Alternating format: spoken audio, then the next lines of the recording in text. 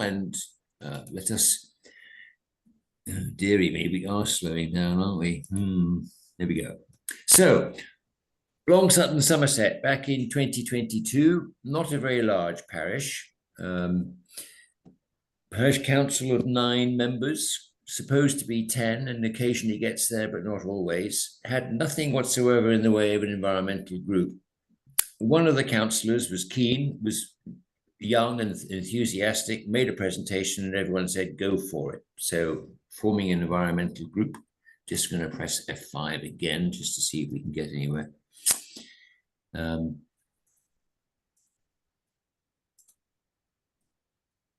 the first move that the environmental group did was, so we ought to have a green charter to show where we're going to go, get everybody involved, get them all online, and publicize it so they could all see that we were going down a firm path, and then we could ask people for input. And that was, this is back in the days before the great collaboration and its big push to say what you have to do with everybody is get their consent, get them involved, get them cheered in. Well, we discovered the hard way that yes, you have to do that. So we learned, don't tell people what to do, ask them what they want and get them involved. And if that's not the same thing that you started out to do, that doesn't matter. You need to go with what the public want because they're the ones going to be doing the work. So we scrapped all that and started a survey to say, so what do you want? And what I'm going to show you now is the results of the survey. And I've got some comments on here that this is the presentation that we made to ourselves before deciding what we'd publish as the survey. So you're going to get some interesting comments like, do not use this slide, but at least you'll see what we've done. Let's just one more try getting this thing to go into slides mode. So the first part of the survey was, who are you? Who answered us? And what did they do? So we came up with this answer, I hope. And we came to the conclusion that out of sending out 500 survey questions, we got 80 back. And we figured that there were 2 people to each one, so that was 160. So that was a reasonable percentage of the population and a reasonable percentage of the houses. And a good mix of newcomers and lifelong residents, but of course there was always the likely bias that the people who were answering were the people who were already interested. So let me see if I can get this to behave itself. Can't. Let's try that one. Sorry, I've got a very slow computer, I beg your pardon. So then let's move on. So just giving you the details now. These are the slides I'm sort of zipping through quickly because people can see these when they get the copy of the slideshow. So we asked how long they'd been there. We asked what was important to you. And how concerned are you about the climate change? How involved do you want to get in this because you're concerned? Just coming down for a few more.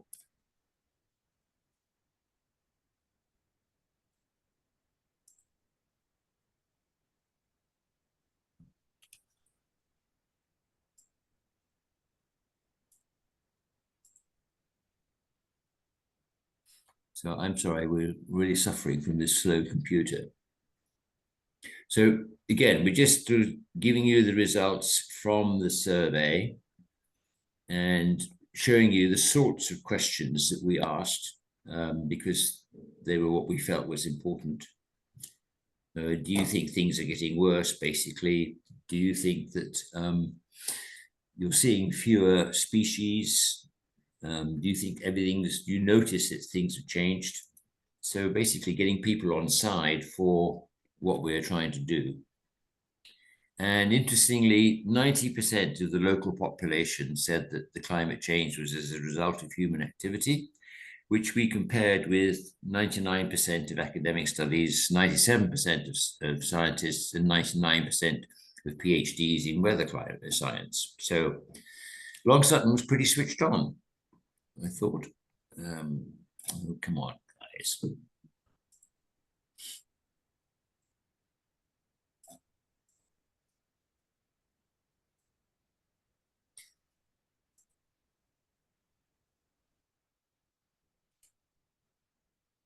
So this, I thought, was an interesting presentation. There was a technique for the bigger the size of the word, then the more people had mentioned that answer in their replies to the survey. So you had a very quick indication of what people are interested in. And it was crystal clear that around us, it was the countryside, the environment, and the lack of wildlife, if you will, that was bothering people.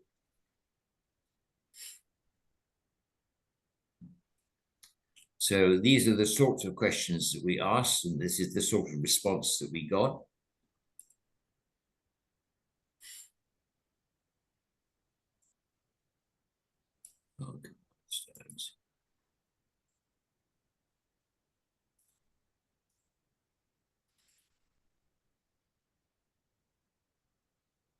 So what are people doing already?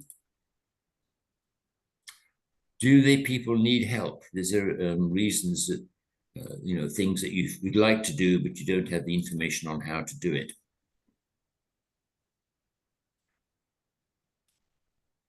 And so it goes.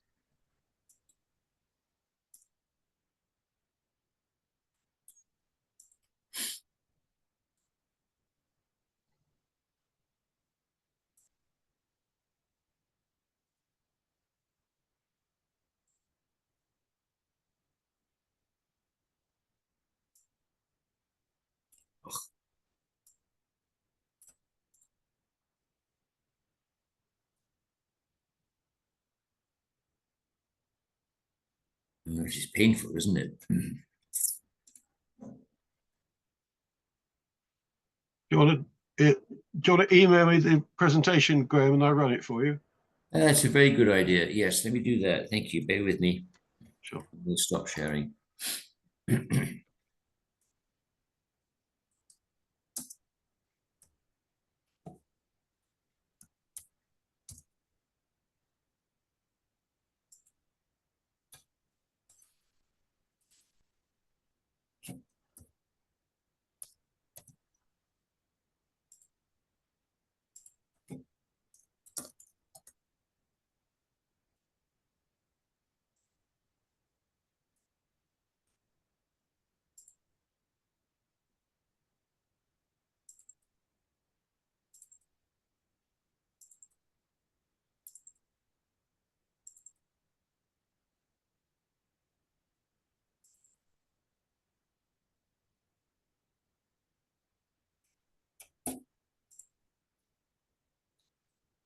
On its way. Thank you. Thank you.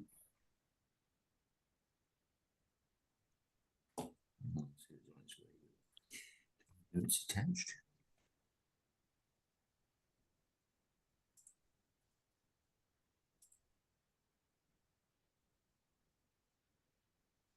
You're going to get it as a link because it's more than 25 megabytes. Okay. We'll see how we get by. And I'm uploading at the speed of Winchester. Should be on its way to you now. Okay. It's not come through yet.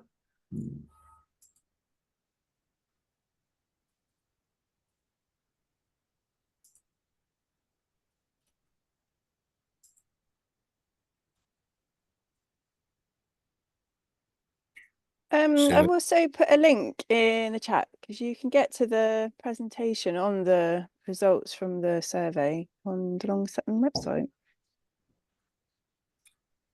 If that's helpful. Yes, it is. You're quite right. It is there, but I reckon the more I can plagiarize things, Cara, the better. So.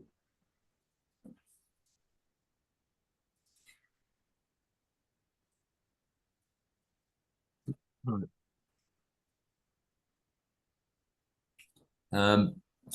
In answer to your question, whilst we're waiting, Cara, the action to support retrofitting homes and decarbonising energy advance, I don't think there's any action at all because what people made absolutely crystal clear was that they wanted to improve the environment outside their homes. They wanted more wildlife. They wanted more rewilding. They wanted more trees, and they wanted ponds and water life and stuff like that, which you'll see as we go through.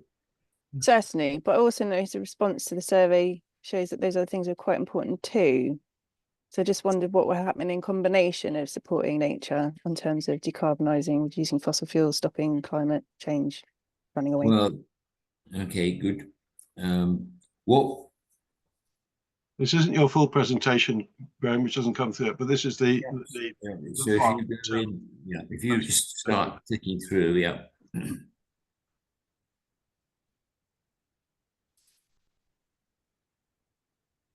It just doesn't include the bits you cut out. Yes.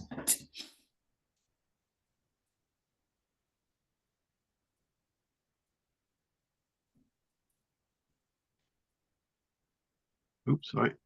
So we should, yes, you always keep there, just about there. Okay. Keep going. Okay. Keep going. That's the end of this one. Yeah. So this particular slide is another one of those ones that sort of shows you what people would like to see us doing. And then if you move on. That's the last slide in that piece of work. Well, you've only got about half of them. That's interesting. In fact, you've got less. That's what Cara's found on the Long Sutton website. So it's not your presentation. It's the one off the long. Oh, I'm sorry. So are you not reading the presentation? No, I haven't. It hasn't arrived yet. No. How very tedious. Okay.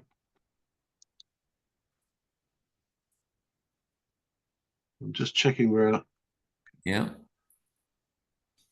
If you click on the refresh button, does that help? Oh, that's a good point. Yeah, where are we? Just above the inbox sound word. Yeah, that one. Okay. There it is. Yeah. I'll stop sharing for a minute and I'll get onto that.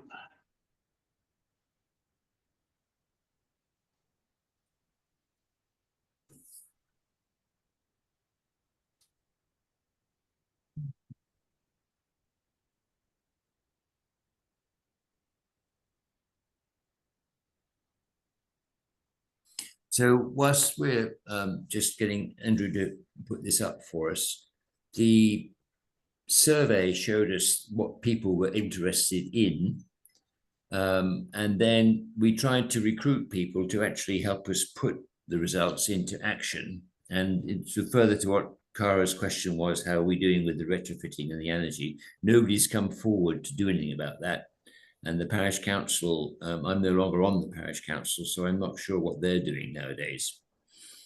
So I'm afraid I'm rather far removed from Long Sutton nowadays in terms of geography.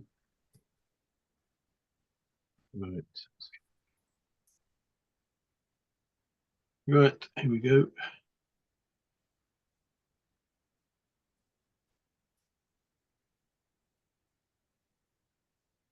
I'm sorry I didn't do this ahead of time. I hadn't realized my machine was going to be quite this slow. Right. So you get these chance to go into slide mode, Andrew? Slideshow mode, sorry. Right. I would, if I can find something that says slideshow mode. Yeah, it doesn't seem to want to say it, does it? But may have caused a problem with.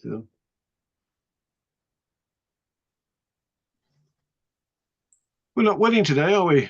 No, well, let's move on anyway into, if you just go ahead and go triggering through the slides.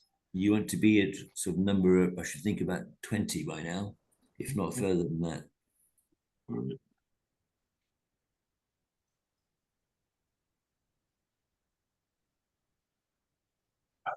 Yeah, keep going.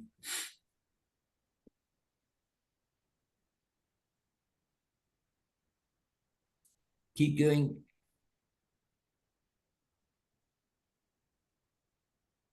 Keep going. Keep going. That one, that looks no, keep going. Keep going. Keep going. Hey, thank you. Good. So we planned an open day, which we hoped all the villagers would come to the village hall. We would demonstrate the results and we'd make people aware of what we could then do in answer to their results. So the first thing we did was plan the open day. So I've just put a plan here because people like to know what are the steps that they have to take. So next slide, please, Andrew. And the one after that. So we made ourselves a goal and we thought we'd be sort of defining success. So success would have been if we got more than 50 people to show up. And basically these were what we wanted to do, make people have some fun and encourage them to get going on what they said they wanted to do. Next slide, please. So then just again, to show people planning, we thought we'd lay out the hall in an organized manner. So this is what we set out to do. Big area for the children in the middle. Then we allocated work. Next slide, please. And said, this is what we're going to be doing for the day. Then we got down to the nitty-gritty. Next slide. Gave people responsibilities. Next slide. And that's how we're going to get people doing it. Next slide. And then this is actually what happened. So we did get more than 120 people. So we thought we were twice as successful as we thought we were going to be.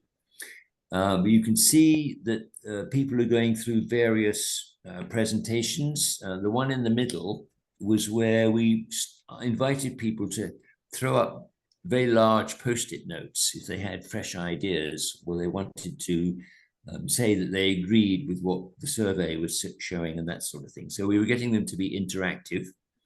And then next slide, please. And the next one after that. And we put on presentations. And I think we had 3 or 4 presentations during the day.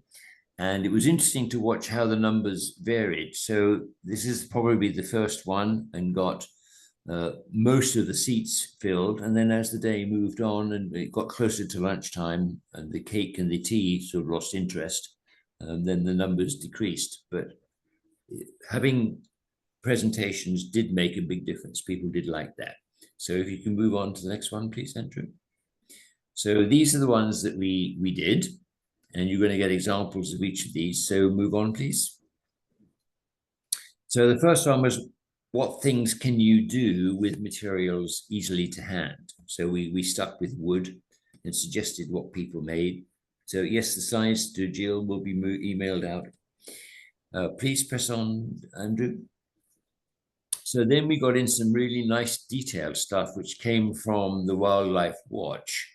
So the kids particularly we were trying to recruit their enthusiasm because they obviously drive the parents. And so all these next few slides are aimed at them. So what they could do at home and what they could find fascinating. Keep going. So, and again, and again, and again. So, oops, sorry about that one. But there's a bee hotel, which was very useful because we all had this sort of problem with the bees. Moving on. So we started listing what we told them about, so they'd have a reference to remember. Moving on. We thought we'd just test to see if anyone had been paying attention. Moving on. You weren't going to pronounce it, were you? No. No, exactly. So you can see the stuff that we covered was all wildlife oriented. It was very much children oriented. And it did have the desired effect of getting people fascinated. Keep going, please.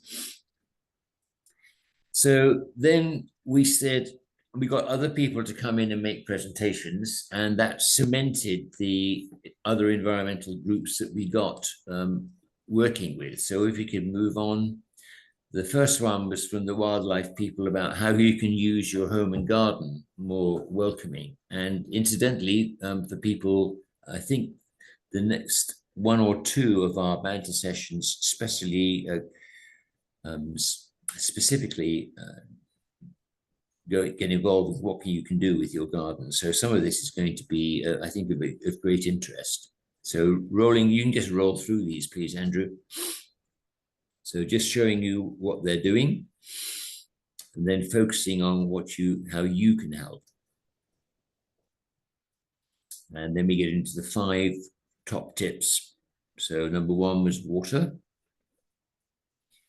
pollinated plants, moths and bats, wildlife thing, really. And keep going. And then we have a summary of all those 5 points, which it doesn't quite fit, but you can see where we're getting to. Rolling on. So that was really the next step, that these people, we're inviting them to get more involved in tree and hedge planting, because that was the greatest source of biodiversity. Rolling on. Just to give you a view of where we're talking about. Rolling on. Yep. So this is now another group. So this is reimagining the levels. The part of Somerset that we're in is known as the Somerset levels, very prone to flooding in the winter. So a lot of the work involved is how do we reduce the impact of flooding? And I think that's what we're going to be looking at the next few slides. So people going out to try and reduce the dangers. Press on and keep going. Just keep going, Andrew, please. So lots of stuff basically that is going on around everybody, and we didn't know in Long Sutton that this was going on just a mile down the road. So having a day that was open really helped, because the word spread. So that was the reimagining the levels, people. Then if we can just, it's not too large anyway.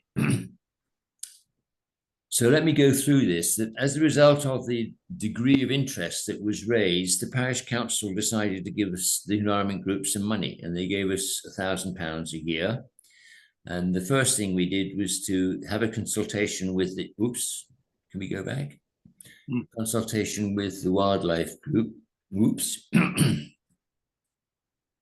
There we go. Yeah.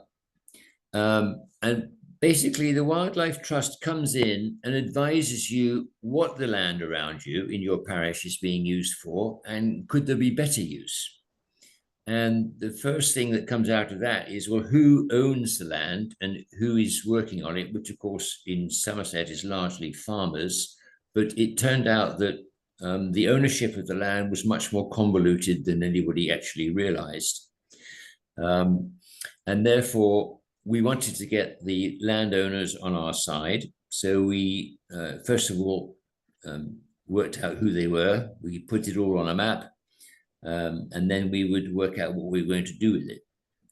So then the parish council said, well, actually, we would think we support this. So go ahead and put trees all around the recreation ground, which was very handy because it was next to the school. So we were keeping the children's interest up. That's a primary school, by the way.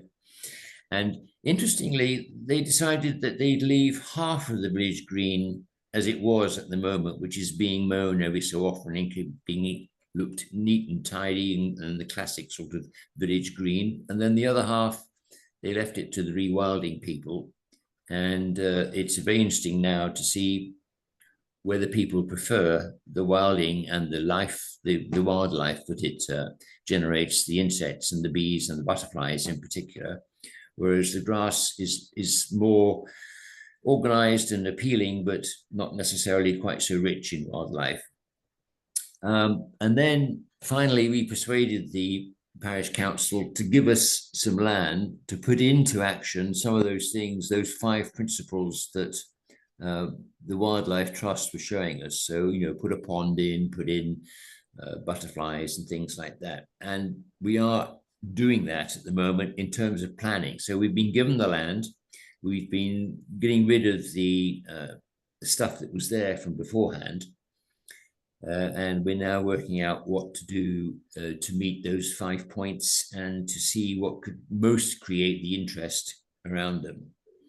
And then what was the ongoing stuff that was keeping people interested turned out to be the various owls that we had around. And we started putting nesting boxes up for them and tracking them on the mapping system. So if we move on, please, Andrew. All right, so here's one of the owl boxes going up. And I must confess that I had no idea how much space an owl needed to have a nice, comfortable nest. So this is for a tawny owl. And I think we put one up for each size. So we had large, medium, and small, depending on whether we had tawny owls, barn owls, or little owls. Moving on.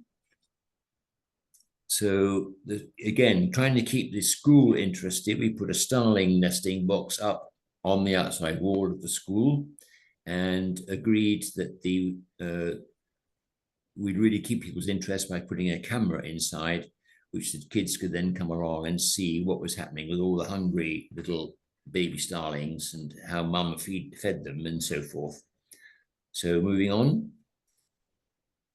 This was the landowner property. So you can see that in theory, each owner has the same color. So lots of owners, lots of colors, lots of land, not adjacent necessarily to each other.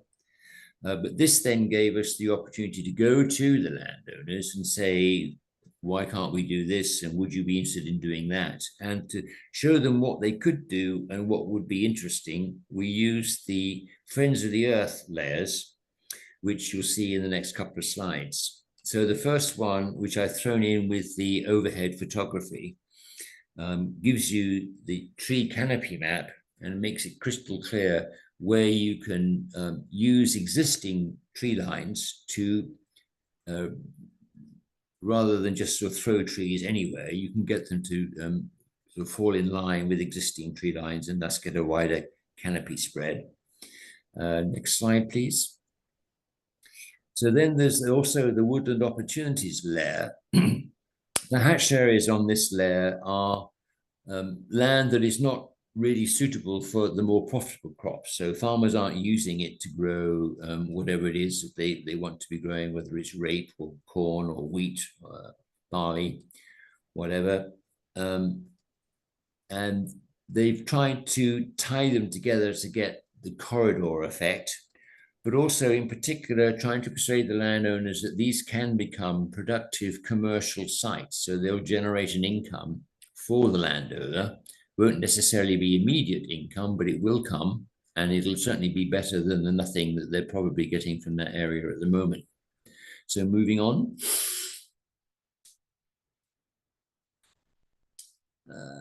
And that's the last slide.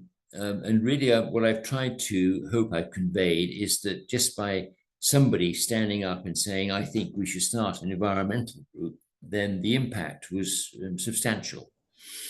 And it's still ongoing. Lots of areas we haven't touched. So I hope that's helpful. And I'm wide open to people who need to ask rude questions. Many thanks, Graham. That's for me, that was a very compelling story going all the way through. So many thanks for sharing that. So there's a question in from Jill. Was the environment group set up by the parish council? The answer was yes. Thanks for the green scythe there, Cara. That's interesting. And the link to reimagining the levels. Yep. Anybody else need to raise questions, make comments, offer thoughts? Can I make a point, Graham? Sure. The problem we have in Martok is that there are plenty of people with ideas. There are plenty of people who are prepared to help out doing odd things, but we're very short of people who will be an organizer of an idea. Is this common, or is it just Martok? So the trouble is that, you know, we've not. It's very difficult to get something off the ground and it usually is the same 2 or 3 people who do it if it gets off the ground. Well, that's exactly what I hoped we were showing with this presentation, that one person stood up and said, we don't have an environment group, and I think we should. And everyone said, well, go for it. And that one person recruited 2 or 3 others, and they said, well, let's go ahead and create a charter. And that was the wrong road to go down. So then we rehashed it and said, let's put out a survey and see what people want to do. And then out of the open day that everyone came in to see the results of the survey and see what they could do with the children and the home stuff, then everything started rolling. And the environment group has varied from between 5 and 10 people, depending upon personal lives. So people get very, very busy in the summer, in the tourist season, if they're sort of in an accommodation or they're doing something like hospitality, they can't move, so they back off for 6 months, but somebody else will come in, and someone else came in and brought in the owls, and so all that started up. So I think it's what we said elsewhere in Great Collaboration Banter sessions is you have to go with what the locals want, because it's the only way you will indeed get people to join in and to start taking responsibility for various actions. And if you look at some of the sessions that people have done, which are on the wiki, the website, you can go and have a look at them. The enthusiasm is astonishing. It really does work to make sure that you don't tell people what to do. You just say, is there an issue with climate change, and what would anyone like to do about it? And if there's a dead silence, then you sort of say, well, you might like to consider under headings of like food, transport, energy, retrofitting, insulation, that sort of thing. And that does usually trigger people's interest. Each person probably has some focal point that they like to concentrate on. And that's how we got in Long Sutton, the interest level. Just one bloke started it, and then it went up to 10, and you've got all those other groups coming in and presenting, and they get enthusiasm, and so it goes. I hope that helps. We've only got about 3, not 10. Well, you're only a little place like that. Can I interject, if you don't mind? Please do, Karen. It's your turn anyway. Thanks. So when I was on the town council for Langport many years ago, and involved in a local charity that was supporting, I suppose, eco building to become the norm by 2010, was this strapline. I was somewhat amazed that the town was getting eco buildings built, but there wasn't any community engagement about more widely environmental impacts and support for Langport. And we were inspired. I went to an event and saw Rob Hopkins speak twice about the transition town movement, which is still functioning. But that was great because it had a kind of blueprint, so to speak, of how to set up a group with those different focus areas that people would lead, as Graham has eloquently discussed.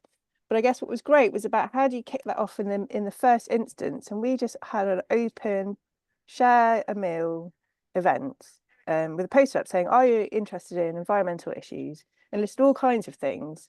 And then just had like an open space session where we introduced saying we'd really like to create some form of community action group, looking at what we can do in the town on various issues to do with environmental self-resilience. And from that, and it's still going now, is a long-standing transition group in Langport, which has delivered all sorts of things from a community food co-op, shared community garden. We've done things around retrofit, mending, fixing, all kinds of relevant things that have then been taken up by various people in the community that are very passionate about those subjects. So I thought that was quite a useful way to kick off a group like that. Then there was two tranches to that as well, because the council also did write an environment charter or a green charter, but that was specifically for the council itself, how it was going to support decarbonisation and acting on the climate ecological emergency. So it wasn't dictating to the wider community what they need to do. It was trying to lead by example and saying these are the pledges that we make as a council that are going to help in the hope that that would also have conversation, inspire others who maybe wanted to do more.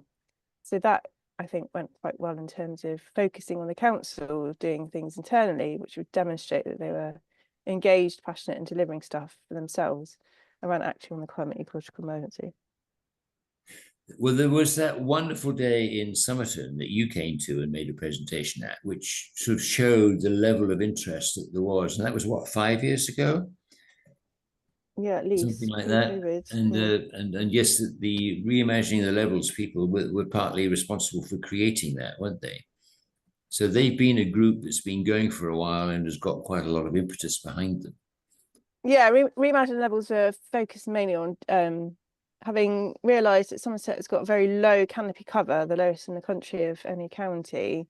It felt important that it had to be led, and there were experts within that group that started Reimagine the Levels in order to achieve the co-benefits of tree planting to help with biodiversity, but as you mentioned earlier, reducing issues around flooding. So that is a very successful organisation that I wholeheartedly support, and the Greenside Fair each year is part of their event to help, I suppose, I don't like using the word offset, but to help support removing the carbon that comes from putting on an event in rural Somerset, where there is very little public transport to get to a site out on the levels.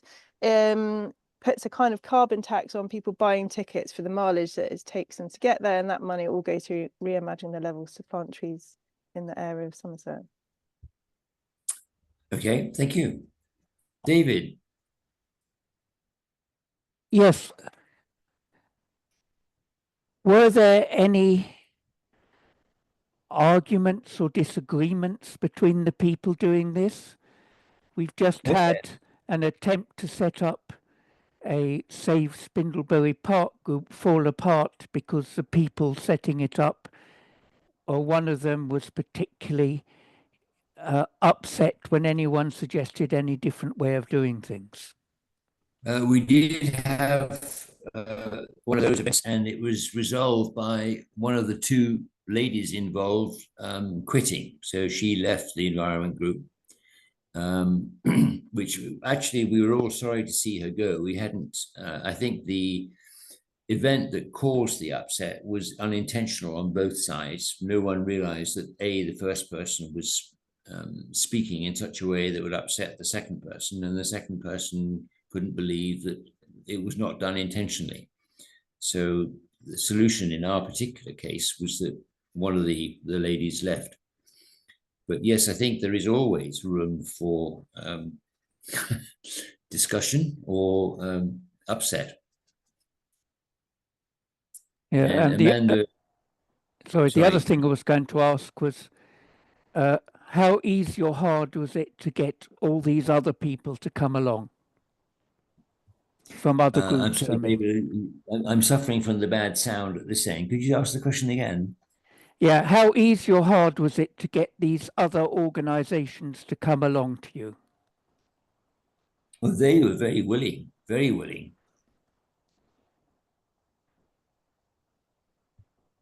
Does that help? Yeah, okay. Yeah. Andrew, please. Hi. Well, this is all great stuff. One of the things I say to people when I'm making presentations, being as parish councils, we're obliged to have an annual parish meeting where the local residents come along and tell us what we're doing right or wrong. And when I became a clerk, the parish I was clerking to had made it an opportunity for local organisations to have a stand. And so it was all populated, you know, it was the bowling group, it was the British Legion, whatever it is. So I say to everybody, you know, if you're going to have, as a parish council, get some things going, invite people to your parish meeting. And some parishes, I have to say, actually don't have a parish meeting, even though they're supposed to. But it's a great opportunity to get people along and share ideas with them, and maybe have a discussion at the same time. Very true. Tara again? How did the survey get to all the householders? Did somebody post it through doors? Did we have doorstep conversations? Just be interested to know how that. We posted it through everyone's door. And then how was it followed up? Because obviously I think we actually posted them and put in the newsletter. And in Long Sutton, we have both a hard copy newsletter and an entirely separate e-newsletter that people do online. And I think we pointed them in both cases to SurveyMonkey, and we did the survey with SurveyMonkey. Great. And was there a link as well for people who said they were particularly passionate about any of the subject matter to be able to feed back in and see if they wanted to help support or lead parts of that group? No, I think we did. We asked for that at the open day.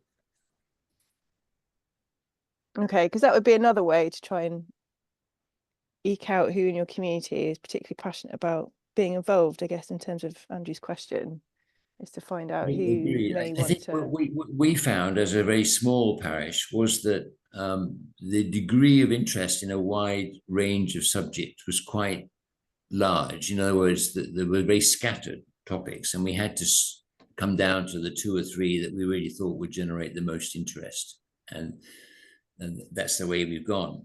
So you know, as you pointed out, there is not anybody who's doing retrofitting or anything like that, but there are people actually, they really do enjoy working with nature, whether it's planting trees or digging ponds or clearing hedgerows. Of course, which is, you know, very important, being a country that has suffered immensely from the decline in biodiversity. Still shocking to kind of comprehend how much we have lost. But I guess from my environmental point of view, is that it's brilliant and it's important to support and enhance and rebuild nature. But if we're not also urgently dealing with decarbonisation, getting off fossil fuels, then it's going to really struggle to thrive. So I just wonder how, I think we're all trying to find, how do we go from tree planting to solar panels, electric cars, you know, renewable energy tariffs and those kind of things equally, so that we're getting the right balance.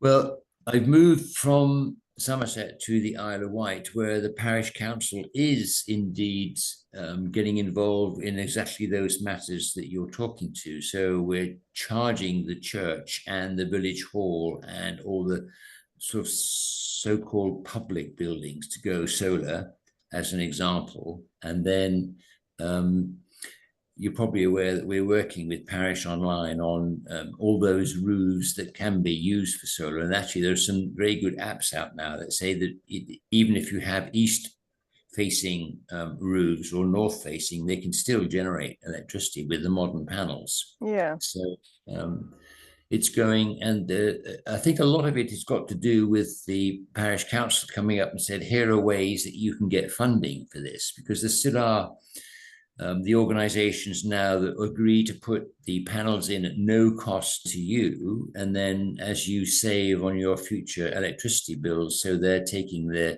cost of the panels. It's like a subscription, isn't it? Yeah, and that does seem to be working, because quite a lot of people are taking that up. So it's an ongoing process. I think you know, Cara, we just have to keep plugging away at all those things that we see not being done. Amanda, by the way, there is a link actually in the chat session to the survey, which Cara put up for us. Okay, thank you. Apologies, I joined a bit after you'd started and when you were getting the tech working, so I might have missed that. I wonder if you could say a little bit more about, okay, let me put it this way. My parish council has got Parish Online, but councillors don't use it, and I've never seen anybody say, please can you use it to do this for us. It's just in the office and the office uses it. So I would like to know a little bit more about how we could, how you went about getting the wild, did you say it was a wildlife trust? Yes. Yeah, how did your involvement with them end up getting to a point where you've got maps? Well, because they made it clear that you need to work with the landowners. And they said in their survey, this is what the land is being used for at the moment, but you might find it much more appealing to do that with it. But you can't do that without talking to the landowner. And then it became essential to find out who the landowners were. And in order to see who owned what, we put it into Parish Online. Okay, so is it more that you at parish council level used your own licensed copy of Parish Online and you input the data? Well, it probably was helpful that I was a councillor and I am a fan of Parish Online, so I did all the work. So here we go, Graham. Here's an offer for you. Would you like a holiday in Bolton on the Water? If I could direct you to my website, Amanda, I'll tell you exactly how I can help you and how much it'll cost. That's fine. That's absolutely fine. But I do a course which shows people what they can be doing with Parish Online, and if they aren't, then why aren't they? And the point is to show them that you can save them time, you can save them money, and you can help them operate more efficiently. And I've yet to come across a parish clerk who had lots of time and lots of money on their at their disposal. And they usually are overworked and underpaid. And therefore, if you can demonstrate that if they can find a few minutes to undergo the learning curve, then they actually do save themselves a lot of time. And they can save themselves a huge amount of time if you can persuade them that a lot of the data they're looking for is sitting at the district or council or county or unitary level. And then you've got to go through the battle of getting the information from those resources. But once they start getting it, then it is astonishing how helpful it is.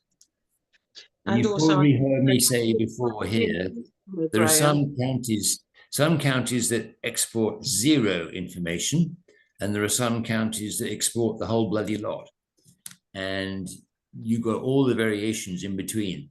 And the ones that export you the whole bloody lot are marvelous. So, maybe Andrew could tell me whether Gloucestershire is one of them. Gloucestershire is half and half. Okay. And Cotswold District Council, which is more. Well, if you'd like to talk to me separately, I'd sort of go through the routine of how you get the council to start doing it, because in most cases it's an educational issue. They don't know that councils down at the parish level have the facilities to use geographic information systems. Okay. And once they know, and also you can persuade them that they don't have to do any work, it's all done for them by Parish Online people, then all of a sudden it changes. And on Cotswold National Landscape, or any national landscape, but I happen to be the parish and town council rep for 40 parishes in the north of the Cotswolds. Presume Cotswold National Landscape actually has the whole national landscape data at that level. And I'm thinking that one of the roles I could add value in my role with CNL is to use this sort of data to show how parishes can join up to do this. Because it would be far easier if we got through, it'd be better, more impactful, but also easier if we shared the effort between a cluster of parish councils. Well, it's fascinating that A, you're talking to people in Somerset, B, Somerset is going through the transition from county and district councils to unitary, and in the meantime have gone completely bankrupt along the way, which really helps. And the concept that they came up with to replace the district councils was to have what are called local community networks, which are clusters of parishes all working together. And that, like everything else, comes down to which human individuals have you got involved, now how successful are they at getting people to work together and how not. And again, Somerset is a wonderful example of some of the local community networks are actually one heck of a lot busier and more lively and more effective than others. And it comes down to human beings. Sorry, I think we've got a delay on the line. I said it sounds like we're recreating districts, doesn't it? I'm not going down that road. It's a long it was a rhetorical question. It didn't need answering, but it's it's an interesting one. But I will take it offline in terms of asking you about use of maps. Okay, maybe you've got an answer coming to you from Andrew. Okay. Well, I think in terms of the proposed devolution changes in England, and there's an opportunity actually for parish councils to step up a lot more and be more visible and to do things with it, because they will be even more the nearest local authority to the community. So that's where I'm coming from. Going back to Cara's point about about getting people to move on or get more interested and all the rest of it. It's as the Irish community said, it's the way you tell them. And we do need the right messages for the right people at the right time. And we're lucky enough to have an intern, postgraduate intern from King's College London, who's helping us looking at that for the first half of this year.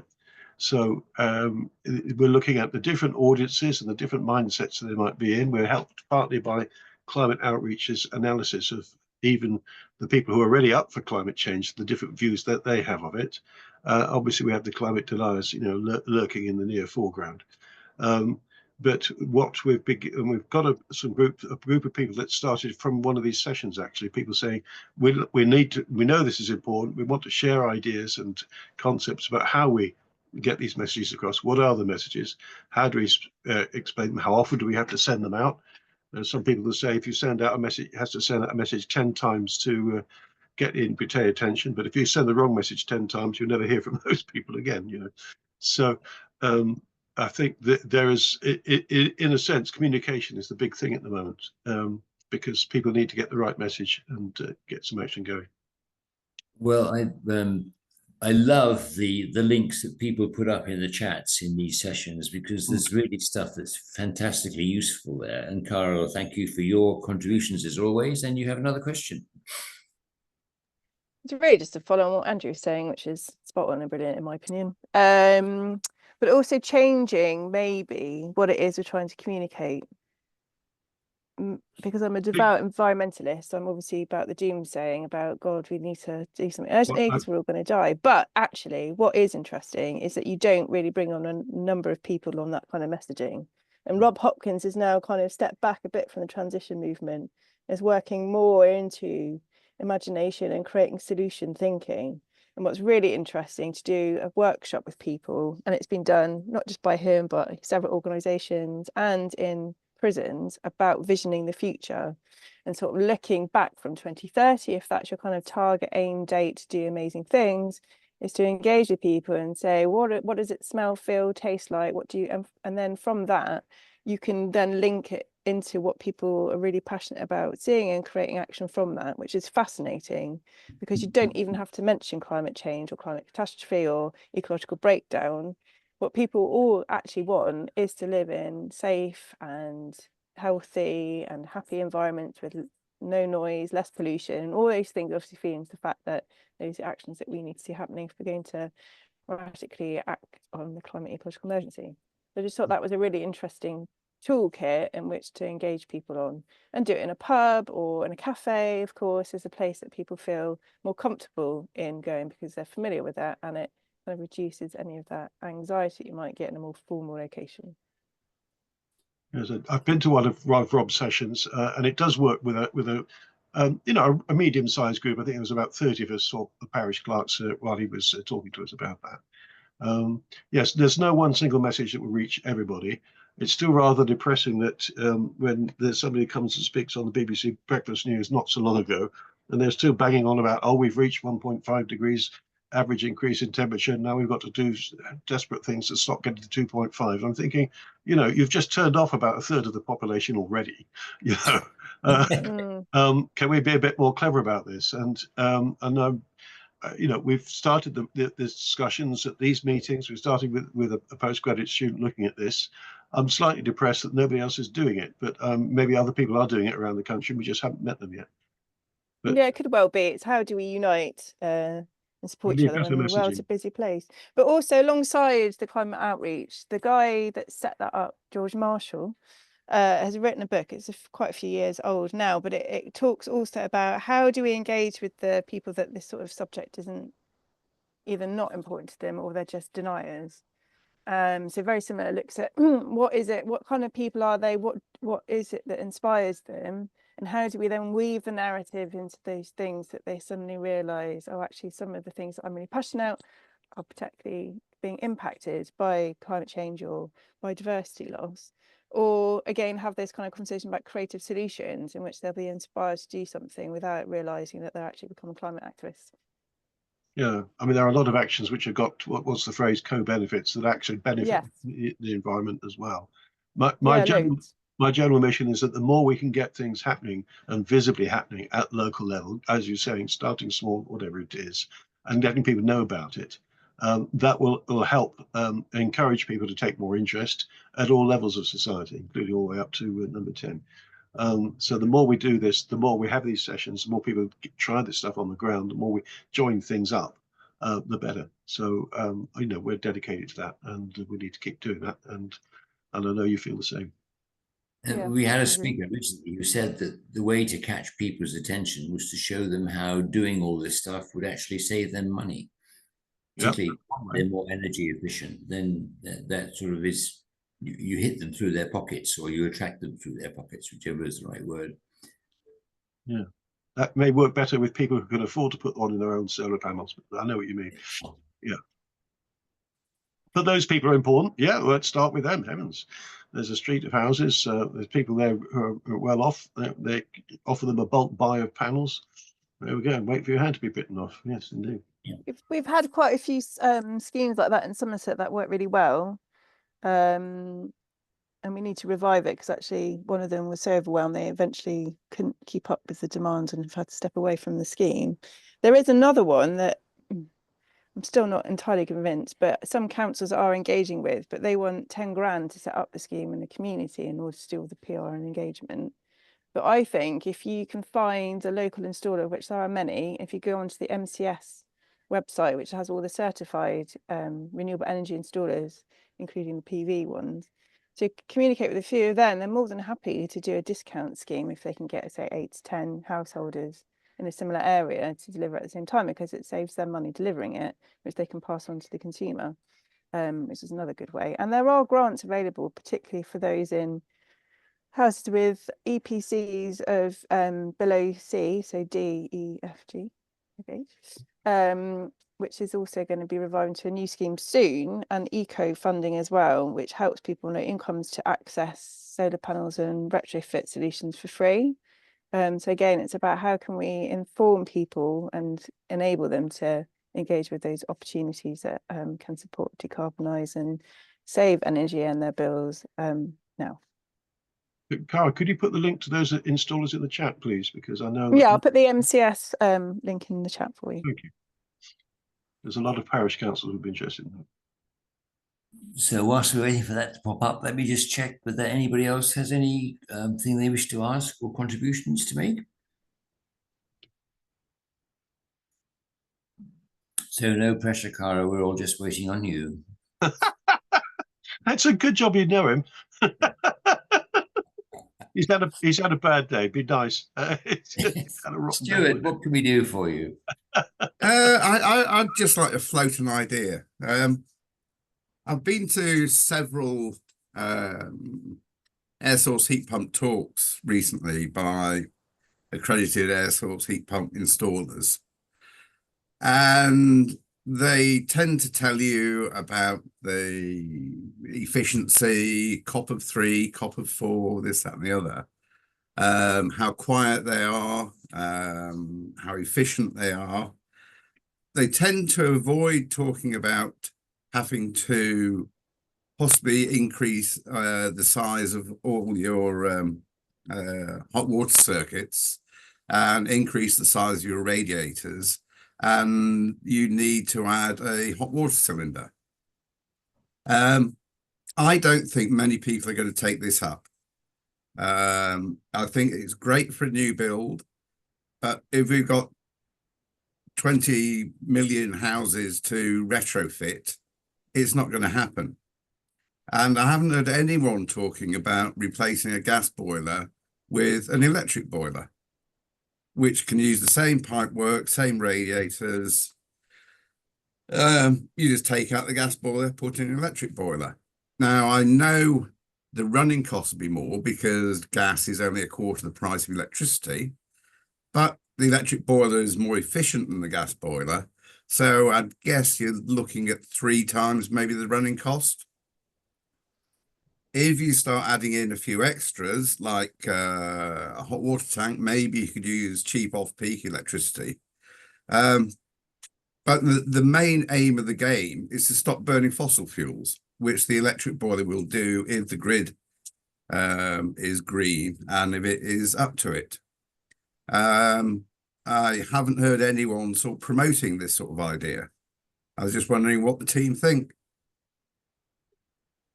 I think maybe rather than giving the £7,000 grant to people to install the air source heat pump, they could give them £7,000 off the next 2 years' electricity bills or something. Anyway, just an idea. I think there are lots of ideas. I think there's a lot going on with community energy schemes. So if you can put up your own solar farm or your own wind turbines, and the the benefit to the community is substantial. And particularly if you're suggesting that people go with electric boilers, then having your own local renewable energy source might be pretty pertinent. Yeah, I just don't think people are willingly going to install air source heat pumps and run. Well, I have, and there's a big efficiency problem. A heat pump gives you 3 kilowatts of heat for every 1 kilowatt of electricity. Changing gas to electricity gives you perhaps 20–30% higher efficiency. It's not 3 to 1. The thing that is coming, and that some people do, are heat pumps that produce water at a higher temperature, so you don't have to change your radiators. And the other thing that's very common in Scandinavia are air heat pumps. They produce hot air that goes round in the winter and cold air that goes round in the summer. So part of it is to do with the strange way the supply market here only covers one particular way of using heat pumps. I quite agree with you. I've now got 4 heat pumps. I've got one which does the central heating and hot water. I've got another one to keep my workshop dry. I've got one to heat my swim spa, and I've just had an air conditioning one fitted to a bedroom, primarily for cooling in the summer. But it does heat brilliantly. I haven't had to use the cooling yet. But no, I think they're great technologies. But I think for the average homeowner, I mean, I've got 3 acres of land here. Space is not a problem. But I think for the average impoverished homeowner, it's not going to happen. I don't know if you saw the Channel 5 programme the other week, which also is looking at flats that put in yes, I did. solution. So it can be done on a smaller scale, but I think in combination of what you've both said in support of heat pumps, because there are various different types that we can engage with, is kind of linking to Graham's suggestion of community energy, looking actually at a heat network, which is something that's being driven forward more now with the government looking at planning and mapping out opportunities for heat networks. So again, not every individual home then has to have a heat pump. You have one huge heat producing solution that then shares the heat through a heat network pipe system into each home that they can take off and do so like they do in most of other countries outside of the UK. And that will be able to help support some of those issues that you might highlight there with people who haven't got room for a heat tank storage solution. Yeah, I think that is a good solution for new builds and high density housing. I know here in Littlebury, they were looking at a district heating solution for the whole village. And after mapping it out and looking at various sort of combination of things, I think they decided they could only get to about 40% of dwellings. So you'd still be left with other solutions for other houses. Yeah, and I think that's the point, isn't it, Stuart? Is there's going to be a combination of opportunities, solutions. There isn't one fix for all. I quite agree with that. But as I say, all these meetings I go to, the big air source heat pump driving your radiators, seems to be the only solution on offer. Yeah. Well, I think there is more coming forward, as has been highlighted by others on the call today. But again, looking keen with MCS and finding out where they're going in supporting those kind of stores and new technologies is a good one to keep an eye on and support that coming forward. Yeah. How far the government is going to put money into any other kind of solution is an open question. I know we've got Mill and Ban jumping up and down and all the rest of it, but we also hear that they've not got very much, what's the fresh expression, headroom in their budgeting. So I went to an event with Innovate UK, and there's some people there who were they were inventors, new technology, and they're saying very difficult to get them adopted by the public sector, because public sector has to go through processes of buying stuff. And something that's brand new may be marvelous, but you can't. How can you compare it with something else? How can you do a single tender on it? And so they were saying, well, we need a separate group of a panel that can assess new inventions, say, right, this is worth having. And then maybe local councils, including parishes, could get into them.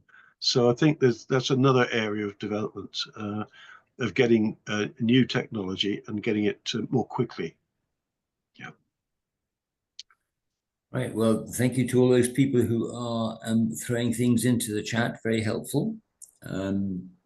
Most people have had to leave because we're running out of time. So I think I'll make a decision and say thank you all so much for your contributions and for help and for the chat, and hopefully see you next time. Yeah. Take care. Thanks Bye-bye. very much. All the Sorry very for best. the quality of today's call is just forced on us by the train system. Take care. Bye-bye. Thanks. Bye.